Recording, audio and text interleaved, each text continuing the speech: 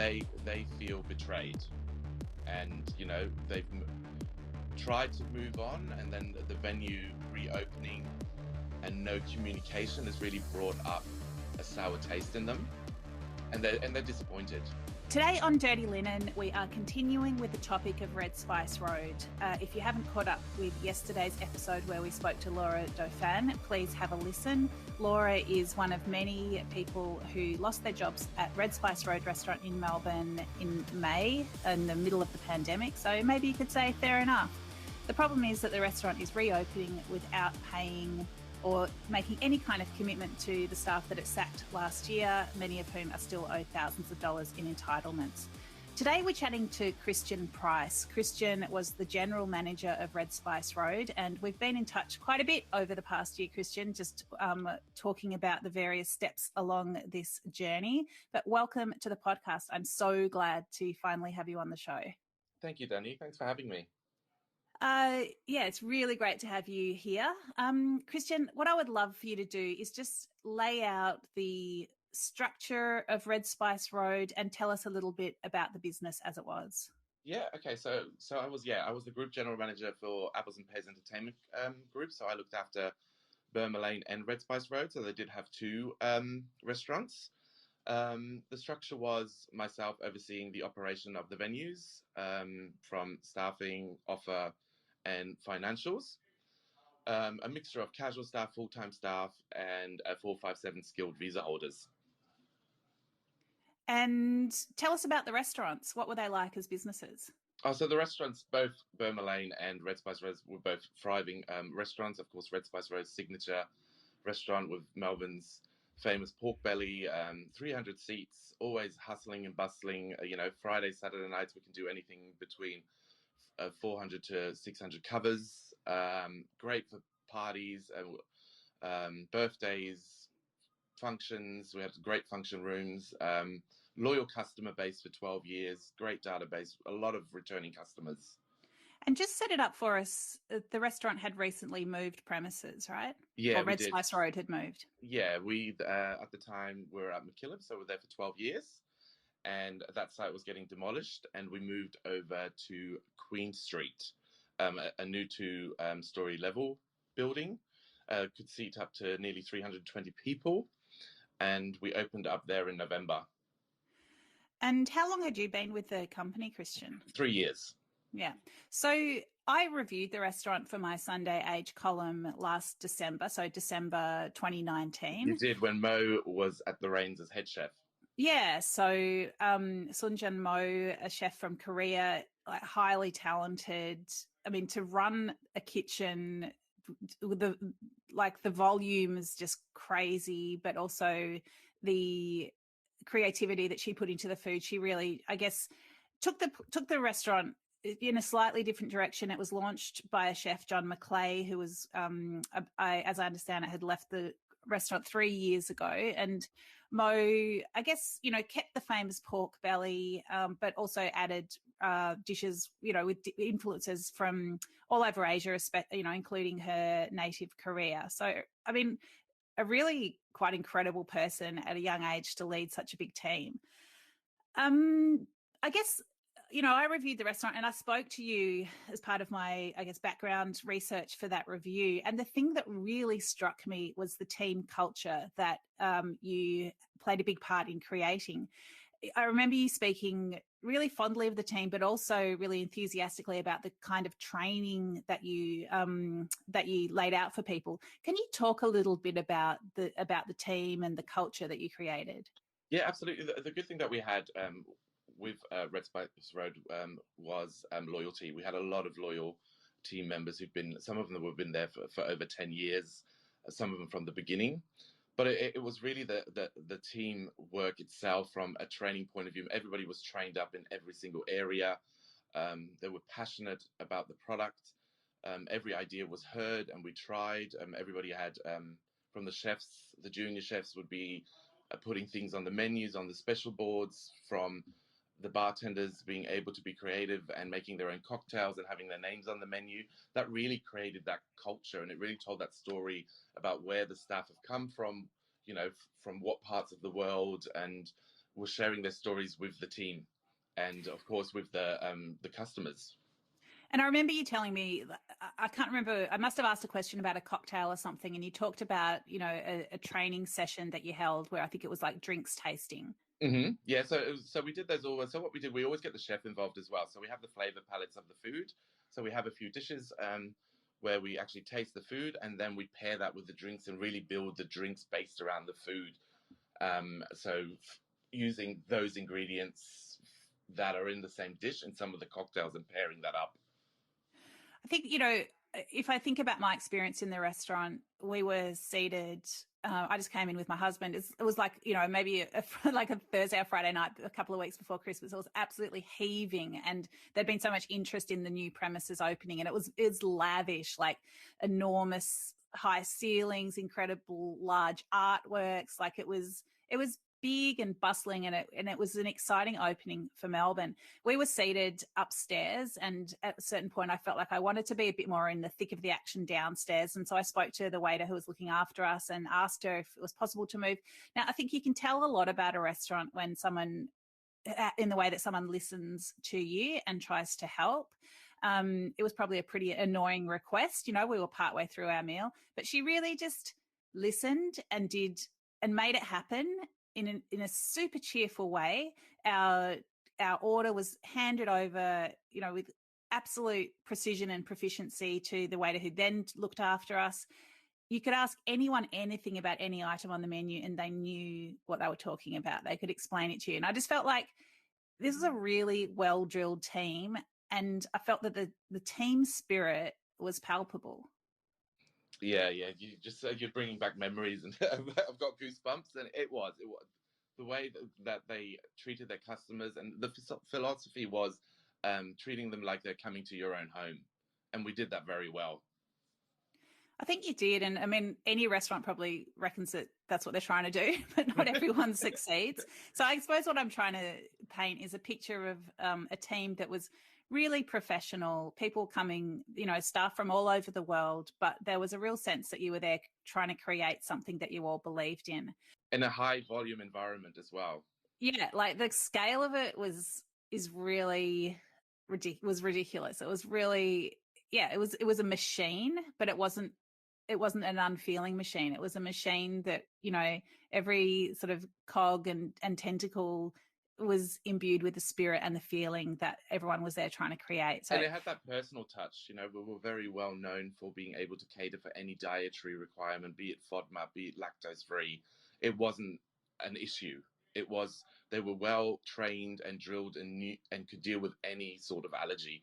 And giving the style of dining, you know, no one felt left out. If you've got different dietaries, you know, you go to different restaurants, it's quite obvious who's the vegan, who's the vegetarian. You're going to miss a course. But our philosophy was that sharing family style, that everybody still had that same experience no matter what. So, you know, given all that, talk us through the beginning of the pandemic and how that hit everyone. So when it first hit and we went down to those capped numbers, that was when we had the 7 square meter rule. That was already quite challenging, and that's already when you could see how the team spirit and how important it was when we had to look at shifts of people working, and you know, the waiters, the backpackers would go themselves. You know what? I've actually made enough money this week to pay rent. Could you give my 2 shifts to X, Y, and Z because they need it more than I do? My God. And you know, things like that was in those stages was already quite heartbreaking. But you could see the how they all looked after each other. Yeah, really amazing. And so how did things progress? So from there, we then, of course, when the first stage of lockdown happened, we pivoted and I guess in 48 hours really tried to turn around into a takeaway model, and have as many team members as possible to assist with that. Some of the key visa holders, of course, we were trying to keep them working as many days as possible. We went down, all the full-timers, we went down from 5 days to first 4 days and then 3 days a week. And then I was trying on a rostered basis, trying to at least give the visa holders 2 shifts a week or 3 shifts a week and let them use their annual leave whilst they could. And then the casual staff where needed. Again, my priority was the student visas, to give them the hours as well. So I think those first few weeks of lockdown were an absolute scramble for everybody, and we didn't know what kind of government support was coming. But then JobKeeper was announced, and can you talk about the way that you sort of took that on and what you tried to do from an office point of view to get that up and running? So as soon as they announced JobKeeper, that was very exciting because we had a lot of loyal team members, not just full-time and casual, who were eligible for the JobKeeper payments. So working with the head office team, getting that all the paperwork ready, the spreadsheets, how many hours they can work on JobKeeper, and really building our takeaway business around that and utilizing these team members. But unfortunately, the company then decided that they couldn't in advance fund the JobKeeper and wait for the government to give the money back, which was quite heartbreaking.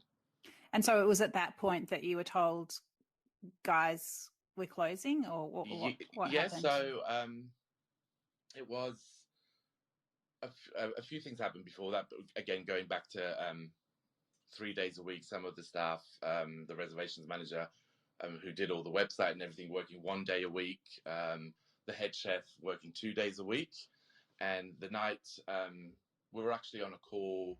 I was in a boardroom for about 3 hours, finalizing JobKeeper. Everything was ready to go. It was 6 p.m. I hung up and I went down to the team. Yeah, JobKeeper, we're lodging it tomorrow. And then the next morning at 9 o'clock, the owner flew down and then gave us notice that we were all stood down.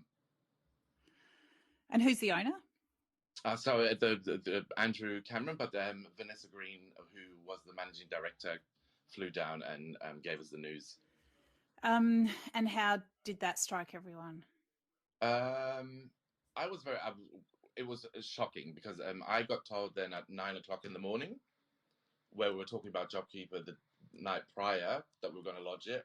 Then at 9 o'clock in the morning, I got the news. I then got the team in at 10 o'clock. And then we gave the whole team the news that everybody is stood down for now, and that further announcements will be made.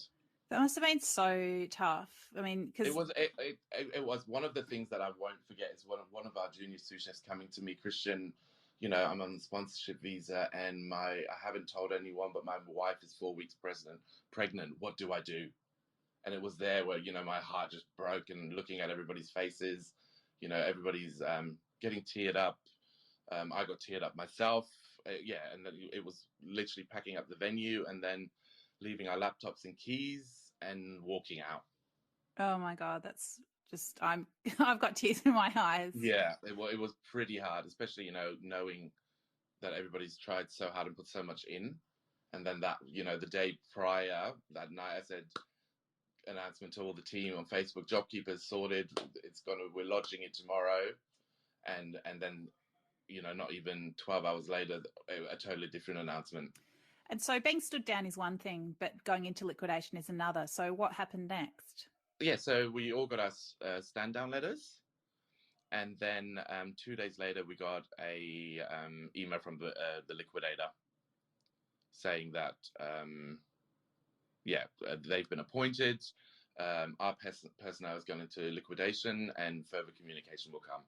And so what does liquidation, just explain for people who aren't in the thick of this like you are, what's the difference between being stood down and the business being liquidated? So that's basically when the business is being liquidated, that means that we've all been let go. So we went from standing down and potentially having a job and being paid out our entitlements, annual leave while we're stood down, went to everything on hold, and it's with the department's called FEG. We'll take care of those people who are entitled for FEG, and the other ones in the liquidation letter would see whatever's left after their findings would be then given to the other employees and suppliers. Right. So, but there was nothing left. So, unfortunately, no. So the people that were owed money. So the FEG is the Federal Entitlements Guarantee. So people who've like permanent residents, is it permanent residents or just Australian citizens? Permanent residences as well. Okay, so if you're a permanent resident or Australian citizen, the Federal Entitlements Guarantee will pay out your leave, and your leave, redundancy payments, your time in lieu, your redundancy payment, and your notice period. Yeah. And the people that weren't entitled to that because they're on temporary visas, they just got a letter from the liquidator telling them how much money they were owed, and pretty much like, see you later. That was it. Yeah. So that's one thing, and that's pretty bad. But then, and you know, we were in touch quite a bit over that period, just scrambling around trying to you know, get some legal advice for Mo, trying to find jobs, you know, people to take over the sponsorship. We created with Paige the Safe Hospo Instagram page, where we started putting their profiles of the visa holders and their skill levels, and if anybody's interested, please reach out to these people. So over those 3-4 weeks at home, it was really everybody just sticking together, calling people. What do you need? You know, do you have still a place to live? Some of these student visa people didn't have anywhere else, and they were then taken up by other employees, or you know, it was again, you could see the camera, the feeling of everybody being together still in that pandemic, and that when we all got let go, everybody was sticking together. I mean, and it's amazing, Christian, because I mean, you had to walk out without your laptop, but you guys are all still in touch on a social media messaging group. And I mean, you didn't have to do any of this, but you really stood by the people that have been working for you. Yeah, because of the success of the business, and my success was because of them. I could do what I did because they had my back, and I just couldn't leave them out and go, yep, it's washed off. You know, I'm getting FEG, I'm sorted. Sorry, guys. I just couldn't. There was no way I could do that. So, you know, we heard from Laura on the podcast yesterday. You know, she just kind of got on with stuff. What else could she do? You know, the people on visas scrambled around if they were sponsored, as Mo was and as Laura was. You know, they had to sort out something pretty quick, smart. Students could try to scramble around work. Of course, it was a pandemic. It's super, super tough. But people sort of just, you know, did what they could. I know you guys stuck together. You got back in touch with me in January. Tell me why that was. Yeah, we got in touch because I got a message from the team saying Red Spice Road is reopening. They've advertised on Seek. Did you know about that? And why haven't we been contacted? Then I actually had to go and look it up myself, that the jobs were posted, and I got a screenshot of a Facebook page from John McClay saying we are reopening Red Spice Road. So I didn't even get any information that they were reopenings, and was just as surprised as everybody else. And how were people feeling about that? At the beginning, they thought, you know, oh, maybe they're reaching out now. It's just been posted. But then as time went on, and especially Laura's job was advertised, and no one really called anyone. No one got contacted. Some of the student visas actually applied for Red Spice Road, but also didn't get a call back after actually submitting an application to go back. So I imagine that a restaurant with so many moving parts, it would be much easier to reopen it with people who already knew how it worked. Yeah, I think at that stage it was just more about, you know, a heads up, hey guys, we're opening. Are you interested? There might be a little bit of work, or, you know, maybe one day a week until we get it running. I think just that communication is what made everybody upset that there was none. Yeah. So our personnel was the company that actually paid everyone when they paid people. Our personnel is the company that went into liquidation. The jobs were advertised for Red Spice Road, but the entity advertising those jobs was called Clifton's. Can you just explain where Clifton's fits into everything? So Clifton's is a boardroom company that Andrew Cameron also is the director of. So they have boardrooms all across the country. And so I guess with our personnel being liquidated, it's not able to employ people, but the name Red Spice Road is held elsewhere. So as Andrew Cameron told me, he restructured the ownership, the way that the company works. He took on a couple of partners and is now legally able to reopen the restaurant under the same name, but with a different employment structure. Yeah, I think that still doesn't give any reason to get some of the staff back, though, no matter what the structure was. Like we said, the roles that are advertised, the restaurant manager, the sales manager, the reservations managers, they're all people who are still out there. And if they would have got the call, they might have actually came back. I mean, Christian, you're a permanent resident and you were the group general manager. You'd be a pretty handy person to help Red Spice Road reopen, I would have thought. Yeah, and I had a really good relationship with the owners. So I would have thought when they would have reopened that they would have just reached out. Hey, how are the guys going? You know, I did go and help at the George on Collins once that closed, and I got as many people from Red Spice Road into there as I could, from restaurant manager, bar manager, waiters, supervisors, chefs. Gave them all roles there to keep them going. Yeah, so that the team, if the owners would have called me and said, we're reopening, I would have hustled the team back together and go, guys, they're reopening. What do you guys think? And so why do you think they haven't done that? I can't answer that. I really don't know why. It's pretty... I just don't understand it. The team were loyal. They were there for over 10 years. That, you know, there's no reason not to get them back. Interesting. Do you think that I mean, you've worked for a lot of different companies and a lot of different structures. Is this kind of complicated structure where the name is owned by one company, the people are paid by another, they're employed by somebody else? Is this a normal kind of structure in hospitality? Not in other places that I've worked, no. So, Christian, the team is obviously still in touch. How are people feeling at the moment? I think a lot of people have reached out after the article with Laura, and you know, and they want to tell their story. I think I've sent you a few people who want to reach out. They feel betrayed, and you know, they've tried to move on, and then the venue reopening and no communication has really brought up a sour taste in them, and they're disappointed. Well, Christian, we'll definitely stay in touch, and I'll look forward to speaking to other people who are involved in this. But yeah, really, congratulations on looking after those people. You know, I know that they must all be so grateful to you for sticking by them and helping them. I think, you know, one thing that's so clear is that people who are here on temporary visas are so vulnerable when things don't go well.